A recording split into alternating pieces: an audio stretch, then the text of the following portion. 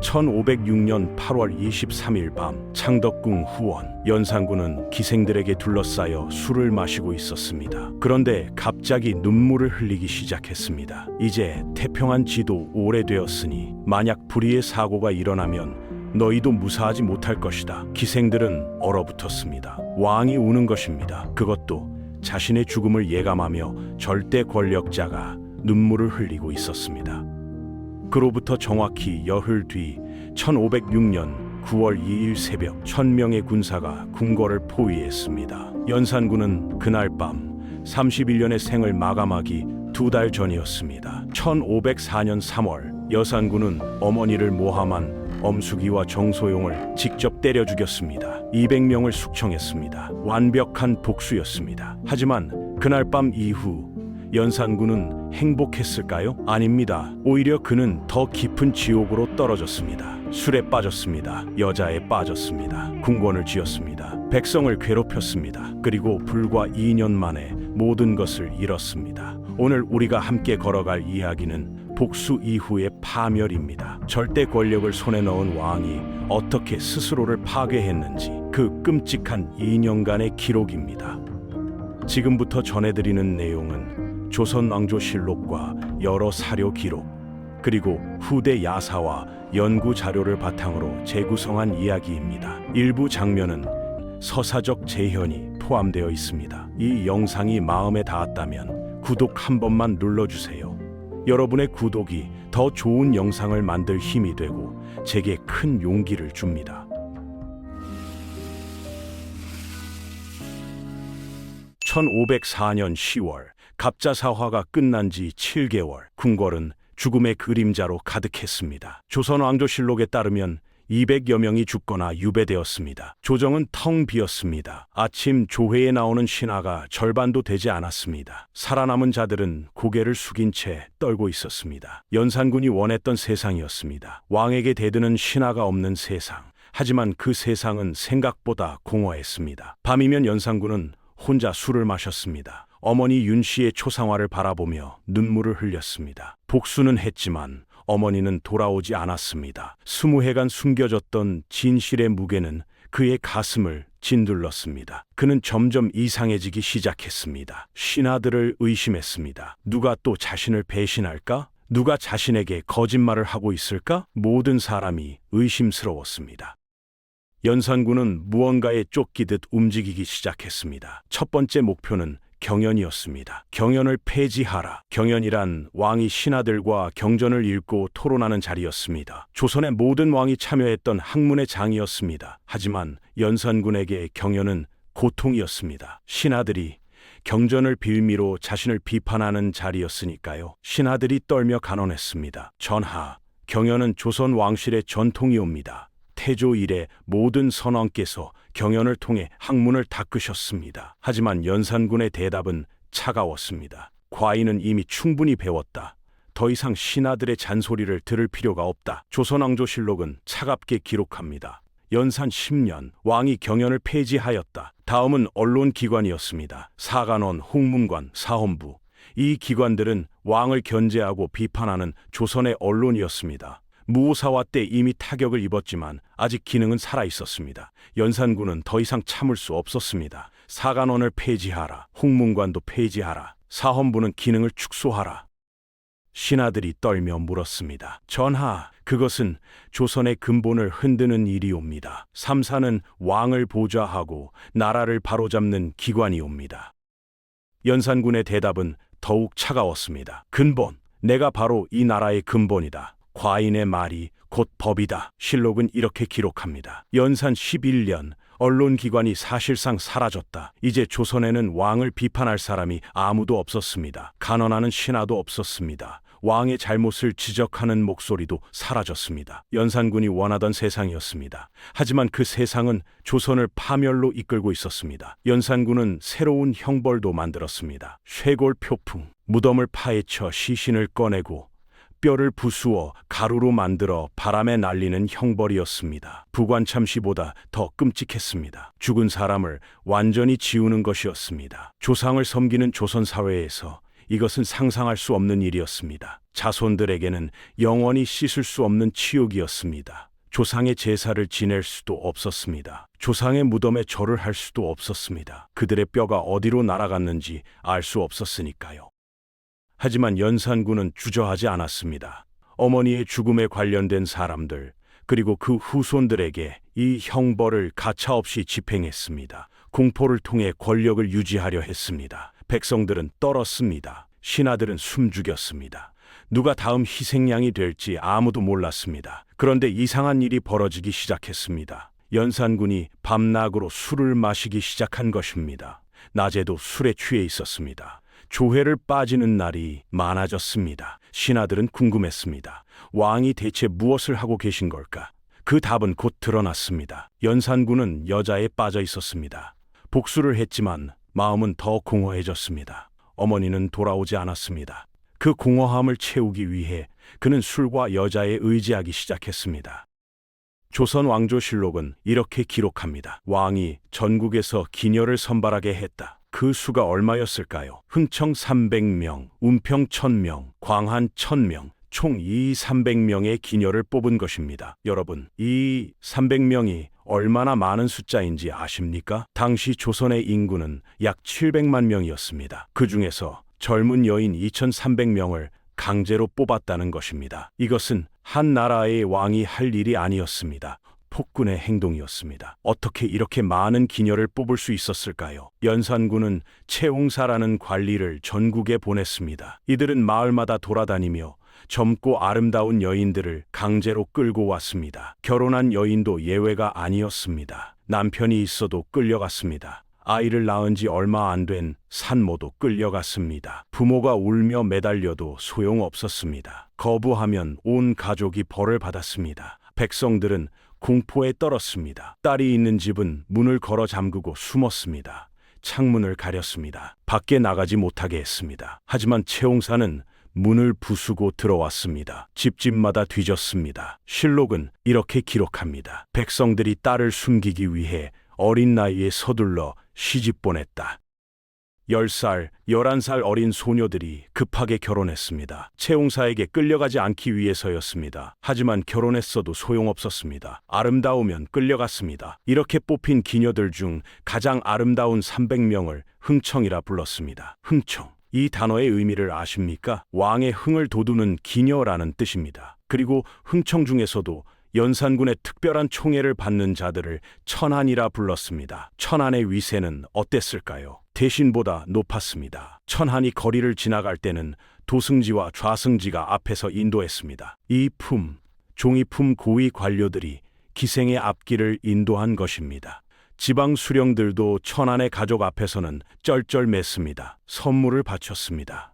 고개를 조아렸습니다. 비위를 맞췄습니다. 조선이 뒤집힌 것입니다. 천민이던 기생이 양반보다 높은 대접을 받았습니다. 평생 공부하고 과거에 합격한 선비들이 기생의 눈치를 봤습니다. 신분제가 무너졌습니다. 조선의 질서가 무너졌습니다. 그 중에서도 연산군이 가장 사랑한 여인이 있었습니다. 장록수였습니다. 장록수는 누구였을까요? 아버지는 관료였으나 어머니가 천민이었기에 그녀도 천민이었습니다. 가난했습니다. 몸을 팔며 살았습니다. 결혼도 여러 번 했습니다. 아들도 있었습니다. 평범한 외모에 나이는 연산군보다 2살 많은 30이었습니다. 당시 여인으로는 늙은 나이였습니다. 그런 여인을 연산군은 왜 그토록 사랑했을까요? 다른 흥청들은 모두 어리고 아름다웠습니다. 16, 17살의 꽃다운 처녀들이었습니다. 하지만 연산군은 그들이 아닌 30살 장록수를 선택했습니다. 사람들은 장록수의 매력을 이렇게 전했습니다. 30살인데 16처럼 보이는 동안, 남자를 홀리는 교태, 연산군의 기분을 완벽히 파악하는 눈치, 때로는 어린아이처럼 떼를 쓰고 때로는 반말로 혼내기도 했습니다. 다른 기녀들은 연산군 앞에서 떨었습니다. 언제 왕의 분노를 살지 몰랐습니다. 언제 벌을 받을지 몰랐습니다. 하지만 장록수는 달랐습니다. 그녀는 연산군을 두려워하지 않았습니다. 오히려 그를 가지고 놀았습니다. 연산군이 화를 낼 때 장록수는 웃었습니다. 연산군이 슬퍼할 때 장록수는 위로했습니다. 연산군이 외로워할 때 장녹수는 곁에 있었습니다. 연산군은 왕비 신씨와 사이가 좋았습니다. 신씨는 연산군이 폭정을 휘두를 때도 간언하는 현모양처였습니다. 하지만 누가 봐도 연산군의 진짜 아내는 장녹수였습니다. 연산군은 밤마다 장녹수를 찾았습니다. 낮에도 장녹수를 불렀습니다. 궁궐 안에서도 궁궐 밖에서도 장녹수와 함께했습니다. 연산군은 장녹수를 위해 무엇이든 했습니다. 귀한 진주를 구해주었습니다. 남해에서 잡은 진주였습니다. 한 알에 쌀 한 섬 값이었습니다. 그 진주를 수백 알 구해주었습니다.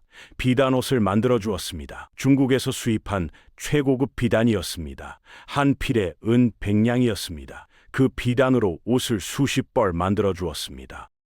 궁궐 근처에 큰 집을 지어주었습니다. 3층짜리 누각이었습니다. 정원도 있었습니다. 연못도 있었습니다. 하인도 수십 명 두었습니다. 그리고 그 집과 창덕궁을 연결하는 비밀 통로까지 만들었습니다. 밤낮으로 드나들기 위해서였습니다. 장녹수는 연산군에게 청했습니다. 제 아들을 양반으로 만들어주세요. 연산군은 망설이지 않았습니다. 장녹수의 아들을 종이품 가선대부에 임명했습니다. 양반 집안 자제들도 평생 도달하기 어려운 자리였습니다. 과거에 합격하고 수십 년 관직 생활을 해야 오를 수 있는 자리였습니다. 하지만 장녹수의 아들은 하루아침에 그 자리에 올랐습니다. 기생의 아들이 고위 관직에 오른 것입니다.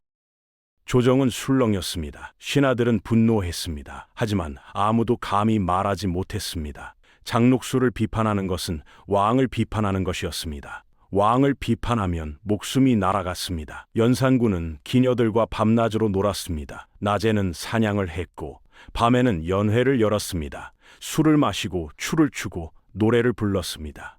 때로는 밤새 놀았습니다. 해가 뜰 때까지 술을 마셨습니다. 동이 틀 때까지 춤을 췄습니다. 다음 날 아침에도 술에 취해 있었습니다. 조회는 자주 취소되었습니다. 신하들은 궁궐 밖에서 기다렸지만 왕은 나타나지 않았습니다. 1시간을 기다렸습니다. 2시간을 기다렸습니다. 그래도 왕은 나오지 않았습니다. 신하들은 그렇게 하염없이 기다리다가 돌아갔습니다. 실록은 이렇게 기록합니다. 왕이 주색에 빠져 조회에 나오지 않은 날이 셀 수 없이 많았다. 나라를 다스려야 할 왕이 술과 여자에 빠져 있었습니다. 백성을 돌봐야 할 왕이 기생과 놀고 있었습니다. 조선은 방향을 잃고 표류하고 있었습니다. 하지만 여자와 술만으로는 부족했습니다. 연산군에게는 더 큰 욕망이 있었습니다. 바로 궁궐이었습니다. 더 크고 화려한 궁궐, 자신만을 위한 궁궐. 연산군은 새로운 명령을 내렸습니다. 새 궁궐을 지어라. 동시에 2개를 지어라. 하지만 궁궐을 짓기 전에 먼저 할 일이 있었습니다. 바로 금표를 세우는 것이었습니다. 금표란 무엇입니까? 왕의 전용지라는 표시였습니다. 금표 안에 들어오면 삼족을 멸한다는 경고였습니다. 처음에는 궁궐 주변만 금표를 쳤습니다. 100보 정도의 거리였습니다. 백성들은 불편했지만 참았습니다. 왕의 안전을 위해서라면 이해할 수 있었습니다. 하지만 시간이 지나자 점점 넓어졌습니다. 한 달 뒤에는 천보로 넓어졌습니다. 2달 뒤에는 한양 성안 전체로 퍼졌습니다. 3달 뒤에는 한양 근교로 퍼졌습니다. 넉 달 뒤에는 경기도 일부로 퍼졌습니다. 금표는 마치 살아있는 생명체처럼 계속 확장되었습니다. 조선 왕조실록에 따르면 결국 경기도 땅 절반이 금표 안으로 들어갔습니다. 얼마나 넓은 땅입니까?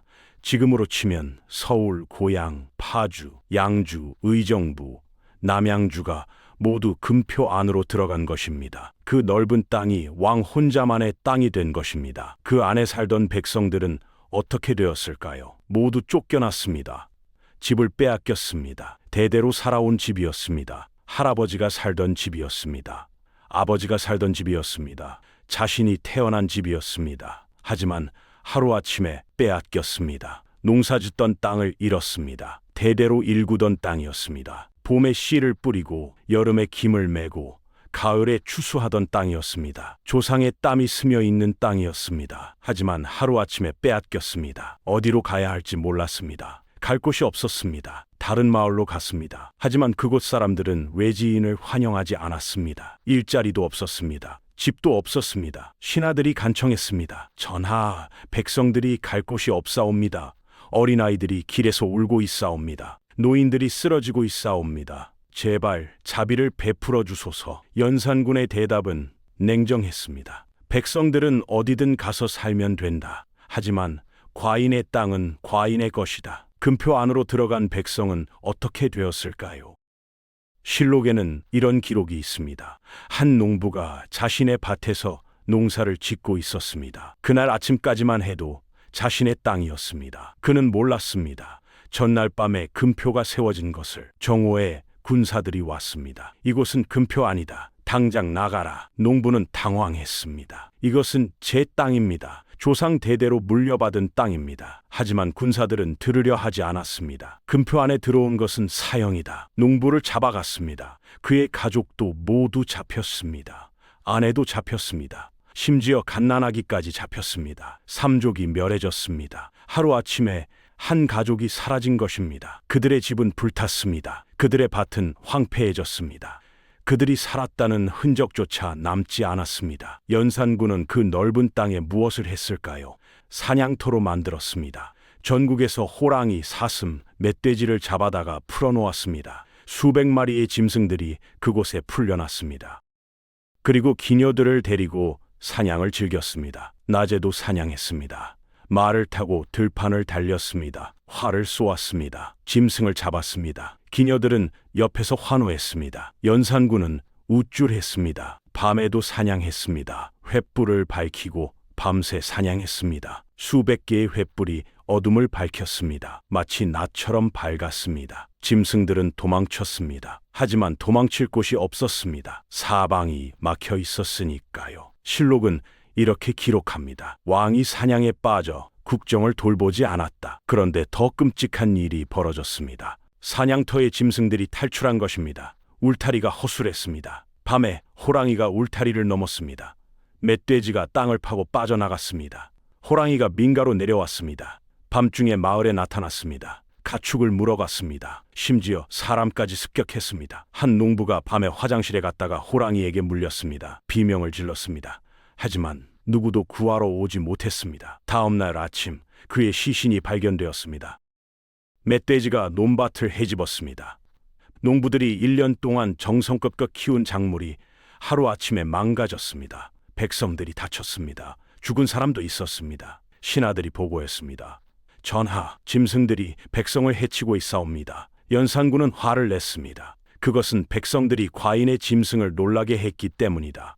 백성들이 조용히 있었다면 짐승들이 그러지 않았을 것이다. 백성들은 절망했습니다. 짐승에게 물려 죽어도 왕은 짐승 편을 들었습니다. 이것이 조선의 현실이었습니다. 1505년 연산군은 두 개의 궁궐을 동시에 짓기 시작했습니다. 경덕궁과 인경궁이었습니다. 규모가 어땠을까요? 조선 왕조 실록에 따르면 3개월간 사용된 철이 10만 근이었습니다. 한 근 약 600g입니다. 10만 근이면 60톤입니다. 60톤의 철이 얼마나 많은 양인지 아십니까? 조선이 1년간 만드는 무기의 10배였습니다. 전국의 대장간에서 철을 빼앗아 갔습니다. 농기구를 만들 철도 없었습니다. 무기를 만들 철도 없었습니다. 모두 궁궐 짓는 데 써버렸습니다. 나무는 얼마나 베어냈을까요? 전국의 산이 헐벗었습니다. 한양 근처 산은 나무가 하나도 남지 않았습니다. 멀리서 보면 민둥산이었습니다. 지방의 산까지 베어냈습니다. 수백 년 된 거목들이 잘려나갔습니다. 궁궐의 기둥이 되기 위해 백성들의 고통은 극에 달했습니다. 궁궐 공사를 위해 전국에서 백성들이 강제로 동원되었습니다. 보름마다 한 번씩 징발되었습니다. 집집마다 한 명씩 내놓아야 했습니다. 아들이 없으면 아버지가 갔습니다. 아버지가 늙으면 할아버지가 갔습니다. 농사철에도 끌려갔습니다.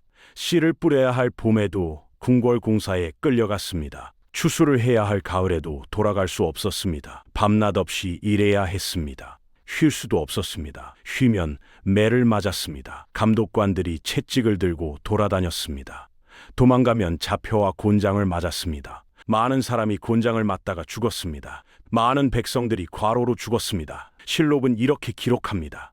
백성들이 궁궐 공사로 고통받아 원망이 하늘을 찔렀다. 그런데 연산군은 만족하지 못했습니다. 더 크게 지어라. 더 화려하게 꾸며라. 궁궐의 기둥은 금박으로 칠했습니다. 순금을 얇게 펴서 기둥에 붙였습니다. 한 기둥에 금 몇 냥씩 들어갔습니다. 수백 개의 기둥이 모두 금빛으로 빛났습니다. 천장은 비단으로 덮었습니다. 중국에서 수입한 최고급 비단이었습니다. 한 필에 은 100냥이었습니다. 벽은 진주로 장식했습니다. 남해에서 잡은 진주였습니다. 한 알에 쌀 한 섬 값이었습니다. 수천 알의 진주가 벽을 장식했습니다. 마루는 옥으로 깔았습니다. 100옥이었습니다. 한 장에 은 1000냥이었습니다. 수백 장의 옥이 마루를 덮었습니다. 신하들이 간청했습니다. 전하, 나라의 재정이 바닥났습니다. 국고에 돈이 한 푼도 없사옵니다. 제발 공사를 중단하소서. 연산군은 차갑게 대답했습니다. 백성들에게 더 거두어라. 세금을 올려라. 국물을 더 받아라. 세금이 올랐습니다. 백성들은 이미 내기 힘든 세금을 내고 있었습니다. 수확의 절반을 세금으로 냈습니다. 그것도 모자라 온갖 잡세를 냈습니다. 하지만 더 올랐습니다. 수확의 전부를 세금으로 내야 했습니다. 먹을 것이 없었습니다. 내지 못하는 백성들은 집을 팔았습니다. 대대로 살던 집을 팔았습니다. 조상 대대로 일구던 땅을 팔았습니다. 그래도 부족하면 딸을 팔았습니다. 귀한 딸을 종으로 팔았습니다.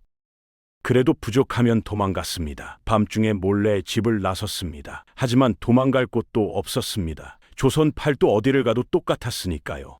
1506년 봄, 궁궐이 완성되었습니다. 연산군은 기뻐했습니다. 기녀들을 데리고 새 궁궐을 구경했습니다. 밤새 연회를 열었습니다. 술을 마시고 춤을 추고 노래를 불렀습니다. 하지만 그날 밤 이상한 일이 벌어졌습니다. 궁궐 어디선가 종이 한 장이 발견된 것입니다. 익명서였습니다. 한자로 쓰여 있었습니다.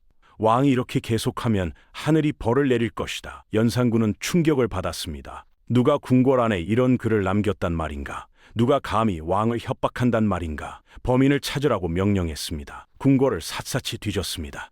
하지만 찾을 수 없었습니다. 그로부터 한 달 뒤 또다시 익명서가 발견되었습니다. 이번에는 더 대담했습니다. 왕이 폐위될 것이다. 신하들이 움직이고 있다. 연산군은 공포에 떨었습니다. 누가 자신을 죽이려 한단 말인가? 누가 반역을 꾸미고 있단 말인가? 모든 신하가 의심스러웠습니다. 모든 사람이 적으로 보였습니다. 1506년 여름, 연산군은 점점 이상해지기 시작했습니다. 밤에 잠을 자지 못했습니다. 침대에 누워도 잠이 오지 않았습니다. 눈을 감으면 악몽을 꾸었습니다. 누군가 자신을 죽이려 하는 꿈이었습니다. 칼을 든 신하들이 자신을 포위하는 꿈이었습니다. 비명을 지르며 깨어났습니다. 낮에는 환청이 들렸습니다. 왕이 곧 죽을 것이다 라는 목소리가 들렸습니다. 뒤를 돌아봤지만 아무도 없었습니다. 주변을 둘러봤지만 아무도 없었습니다. 하지만 목소리는 계속 들렸습니다. 연산군은 귀를 막았습니다. 하지만 소용없었습니다. 목소리는 머릿속에서 울려 퍼졌습니다. 연산군은 주변 사람들을 의심하기 시작했습니다. 신하들이 자신을 배신하려 한다고 믿었습니다. 조회 때 신하들을 노려봤습니다. 누가 반역자인가? 누가 자신을 죽이려 하는가? 신하들은 고개를 숙였습니다. 연산군의 시선을 피했습니다. 심지어 장녹수조차 의심했습니다. 조선왕조실록에 이런 기록이 있습니다. 연산 12년 여름, 왕이 피해 망상에 사로잡혔다. 어느 날 연산군은 신하들을 불렀습니다. 연산군이 말했습니다. 너희 중에 누가 과인을 배신하려 하는가? 신하들은 떨었습니다. 무슨 말씀이신가 싶었습니다. 아무도 대답하지 못했습니다. 침묵이 흘렀습니다. 연산군은 외쳤습니다. 대답하지 않는 것은 배신의 증거다. 모두 잡아들여라. 그날 밤 수십 명의 신하가 옥에 갇혔습니다. 이유도 없이 고문당했습니다. 누가 반역을 꾸미고 있는가? 아무도 없사옵니다. 거짓말하지 마라. 채찍이 내려왔습니다. 곤장이 떨어졌습니다. 비명소리가 울려 퍼졌습니다.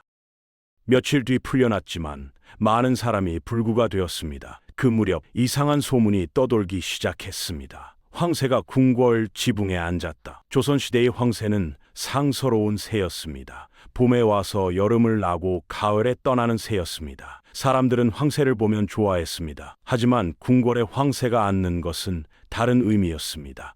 불길한 징조였습니다. 왕조가 바뀔 징조라고 사람들은 믿었습니다. 새 왕이 나타날 징조라고 믿었습니다. 연산군도 이 소문을 들었습니다. 그는 공포에 떨었습니다. 연산군은 명령했습니다. 황새를 모두 잡아 죽여라. 군사들이 출동했습니다. 한양 근처의 황새를 모두 잡아 죽였습니다. 한 마리도 남기지 않았습니다. 하지만 황새는 계속 나타났습니다. 궁궐 지붕에 또 앉았습니다. 잡아도 계속 나타났습니다. 황새는 마치 연산군을 비웃는 것 같았습니다. 네가 아무리 발버둥 쳐도 운명은 바꿀 수 없다고 말하는 것 같았습니다. 8월 중순, 연산군은 기생들과 창덕궁 후원에서 술을 마시고 있었습니다. 한여름 밤이었습니다. 더웠습니다. 연산군은 술을 마셨습니다.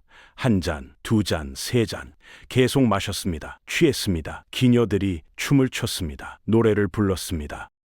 그런데 갑자기 연산군이 울기 시작했습니다. 소리 없이 눈물을 흘렸습니다. 기생들이 놀라서 물었습니다. 전하, 어찌하여 우십니까? 연산군은 눈물을 흘리며 말했습니다.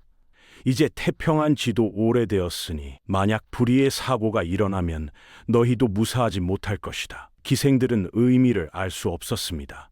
무슨 말씀이신가 싶었습니다. 왜 갑자기 우시는가 싶었습니다. 하지만 연산군은 알고 있었습니다. 자신의 시대가 끝나가고 있다는 것을, 자신의 생명이 얼맘지 않았다는 것을, 자신을 죽이려는 사람들이 움직이고 있다는 것을. 그 무렵 한양의 분위기는 이상했습니다. 백성들은 수군거렸습니다. 뭔가 큰일이 일어날 것 같다. 왕이 오래가지 못할 것 같다. 누군가 움직이고 있다는 소문이 있다. 신하들도 긴장하고 있었습니다. 누군가 움직이고 있다는 소문이 있었습니다. 하지만 아무도 입 밖에 내지 않았습니다. 말하는 순간 목이 날아갈 테니까요. 서로 눈치만 봤습니다. 서로 탐색했습니다. 누가 먼저 움직일 것인가? 누가 먼저 칼을 들 것인가? 그렇게 조선은 폭풍 전야의 고요 속에 있었습니다. 곧 폭풍이 몰아칠 것입니다.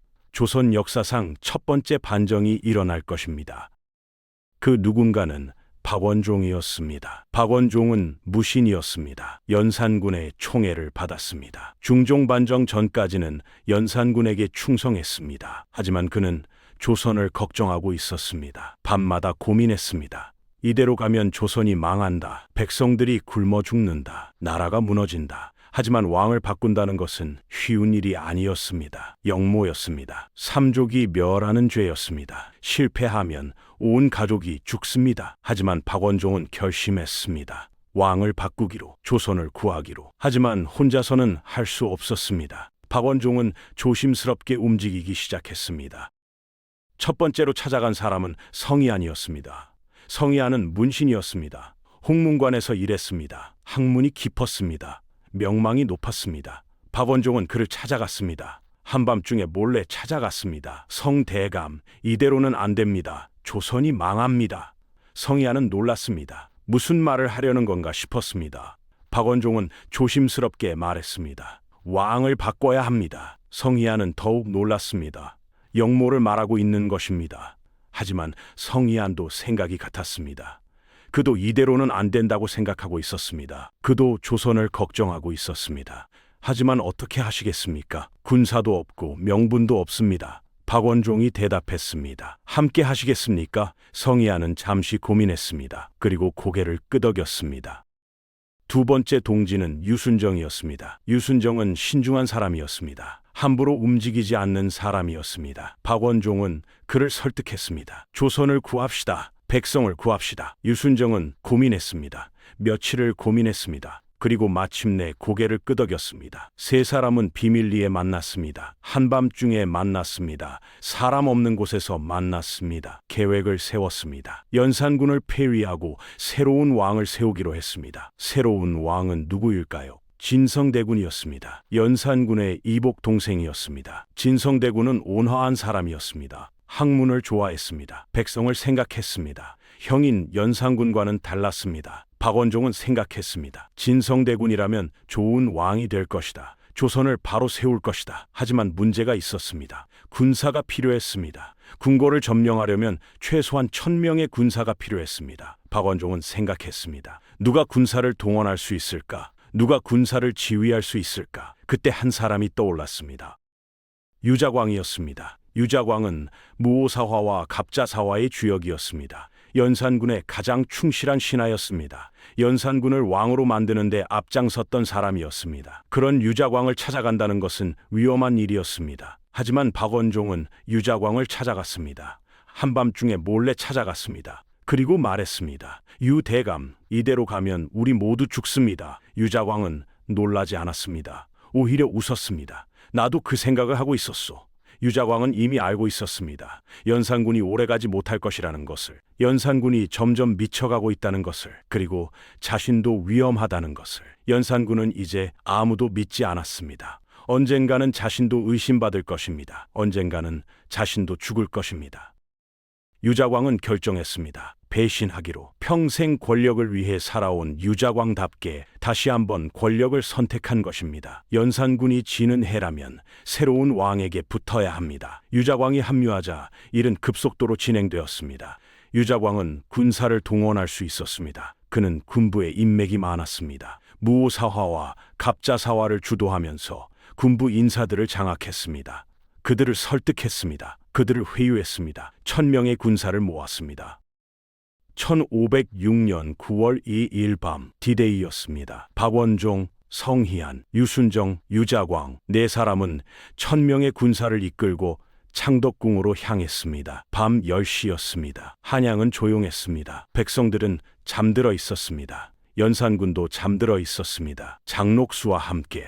그는 몰랐습니다. 1000명의 군사가 자신을 향해 오고 있다는 것을, 자신의 시대가 끝나고 있다는 것을, 자신이 왕위에서 쫓겨날 것이라는 것을. 군사들이 궁궐을 포위했습니다. 소리 없이 움직였습니다. 발소리를 죽였습니다. 말소리를 낮췄습니다. 궁궐 문을 열었습니다. 안으로 들어갔습니다. 놀랍게도 저항이 없었습니다. 궁궐을 지키는 군사들도 반정에 동조했던 것입니다. 그들도 연산군에게 등을 돌렸습니다. 그들도 더 이상 이 왕을 섬기고 싶지 않았습니다.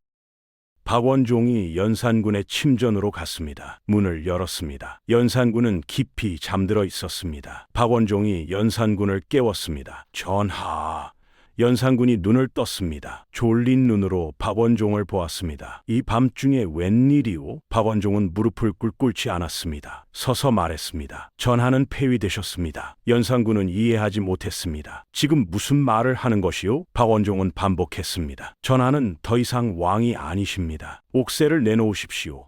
그제야 연산군은 깨달았습니다. 자신에게 무슨 일이 벌어지고 있는지. 반정이 일어난 것입니다. 쿠데타가 일어난 것입니다. 자신이 폐위당하는 것입니다. 침대에서 일어나려 했습니다. 하지만 군사들이 막았습니다. 연산군은 소리쳤습니다. 가히 누가 과인은 조선의 왕이다. 너희는 역적이다. 하지만 아무도 대답하지 않았습니다. 박원종은 차갑게 말했습니다. 전하께서는 폭정을 일삼으셨습니다. 백성을 괴롭히셨습니다. 나라를 망치셨습니다. 이제 물러나셔야 합니다. 12년간 조선을 다스렸던 왕이 울었습니다. 하지만 소용없었습니다. 새벽 3시 진성대군이 궁궐로 들어왔습니다. 신하들이 무릎을 꿇었습니다. 전하, 조선을 구해 주소서. 진성대군은 눈물을 흘렸습니다. 혈불쌍히 여겼습니다. 하지만 거부할 수 없었습니다. 조선을 위해서였습니다. 백성을 위해서였습니다. 진성대군이 왕위에 올랐습니다. 중종이었습니다. 반정은 하룻밤 만에 끝났습니다. 피 한 방울 흘리지 않고, 칼 한 번 휘두르지 않고. 조선왕조실록은 이렇게 기록합니다. 연산 12년 9월 2일 중종 반정이 성공했다. 연산군은 어떻게 되었을까요? 궁궐에서 쫓겨났습니다. 장록수는 사약을 받았습니다. 연산군의 기녀들도 모두 흩어졌습니다. 연산군은 혼자가 되었습니다. 12년간 수천 명에게 둘러싸여 살았던 왕이 혼자가 되었습니다. 강화도 교동도로 유배되었습니다. 연산군은 그곳에서 무엇을 했을까요? 실록에 따르면 매일 술을 마셨습니다. 밤새도록 술을 마셨습니다. 혼자 울었습니다. 때로는 미친 사람처럼 웃기도 했습니다. 그리고 또 울었습니다. 내가 왕이었는데 같은 말을 반복했습니다. 하루 종일 같은 말을 반복했습니다. 밥도 거의 먹지 않았습니다. 호위병이 밥을 가져와도 먹지 않았습니다. 한두 숟가락 뜨다가 내려놓았습니다. 잠도 제대로 자지 못했습니다. 밤에 악몽을 꾸었습니다. 비명을 지르며 깼습니다. 몸이 점점 약해졌습니다. 유배된 지 2달 뒤인 1506년 11월 연산군이 죽었습니다. 향년 31세였습니다. 너무 젊은 나이였습니다. 사인은 병사였습니다. 하지만 어떤 병이었는지는 기록되지 않았습니다. 아마도 마음의 병이었을 것입니다. 절망과 후회의 병. 연산군의 시신은 서울로 옮겨지지 못했습니다. 강화도에 그대로 묻혔습니다. 왕의 예우도 없었습니다. 능이 아니라 묘였습니다. 그냥 한 명의 죄인으로 묻혔습니다. 무덤 앞에는 비석도 세워지지 않았습니다. 장록수는 어떻게 되었을까요? 반정 당일 밤 사약을 받았습니다. 연산군을 타락시킨 요부라는 죄목이었습니다. 그녀의 아들은 어떻게 되었을까요? 종이품 관직을 빼앗겼습니다. 다시 천민으로 돌아갔습니다. 유자광은 어떻게 되었을까요? 반정 공신이 되었습니다. 중종에게 포상을 받았습니다. 하지만 얼마 가지 못했습니다. 사람들이 유자광을 증오했습니다. 2번이나 사화를 일으켰고 또 주군을 배신했으니까요. 결국 유자광은 탄핵을 받았습니다. 관직을 삭탈당했습니다. 박원종, 성희안, 유순정은 반정 공신으로 남았습니다. 중종 시대 내내 권력을 누렸습니다. 하지만 그들도 행복하지 않았습니다. 끊임없는 권력 다툼에 시달렸습니다. 서로를 의심하고 배신했습니다. 결국 박원종과 유순정은 사이가 나빠져 정치적 적이 되었습니다. 반정을 함께한 동지였지만 권력 앞에서는 아무 의미가 없었습니다. 연산군의 삶을 돌아보면 한 가지 질문이 떠오릅니다. 복수는 사람을 구원할 수 있을까요? 연산군은 어머니의 복수를 했습니다. 어머니를 모함한 자들을 모두 벌했습니다. 하지만 그 복수는 그를 구원하지 못했습니다. 오히려 그를 더 깊은 어둠으로 밀어넣었습니다. 복수 이후 연산군은 행복하지 않았습니다. 공허했습니다. 외로웠습니다. 하지만 그 무엇도 그의 마음을 채우지 못했습니다. 복수는 끝이 아니었습니다. 오히려 새로운 고통의 시작이었습니다. 연산군은 복수 이후 2년을 더 살았습니다. 하지만 그 2년은 진정한 삶이 아니었습니다. 그저 죽음을 향해 걸어가는 시간이었을 뿐입니다. 만약 연산군이 다른 선택을 했다면 어땠을까요? 만약 그가 복수 대신 용서를 선택했다면, 만약 그가 어머니의 죽음을 받아들이고 현명한 왕이 되려 노력했다면 역사는 달라졌을까요? 아마도 그랬을 것입니다. 연산군은 똑똑한 사람이었습니다. 능력도 있었습니다. 처음 몇 년간은 좋은 왕이었습니다. 만약 그가 복수의 길을 걷지 않았다면 조선의 명분이 될 수도 있었을 것입니다. 하지만 역사에 만약은 없습니다. 31세의 젊은 나이에 쓸쓸하게 죽었습니다. 그의 무덤을 찾는 사람도 없었습니다. 그저 폭군으로만 기억되었습니다. 조선왕조실록은 연산군을 이렇게 평가합니다. 연산군은 총명하고 재능이 있었으나 복수심에 사로잡혀 폭군이 되었다. 그의 실패는 개인의 비극이자 나라의 불행이었다. 하지만 정확한 평가이기도 합니다. 연산군의 삶은 복수의 더없음을 보여줍니다. 복수는 순간의 만족을 줄 수 있습니다. 하지만 그것은 진정한 평화를 가져다 주지 않습니다. 오히려 더 큰 불행을 부릅니다. 연산군을 폐위시킨 것은 단순히 몇몇 신하들의 쿠데타가 아니었습니다. 그것은 백성들의 누적된 분노였습니다. 신하들의 절망이었습니다. 그리고 연산군 자신이 만들어낸 결과였습니다.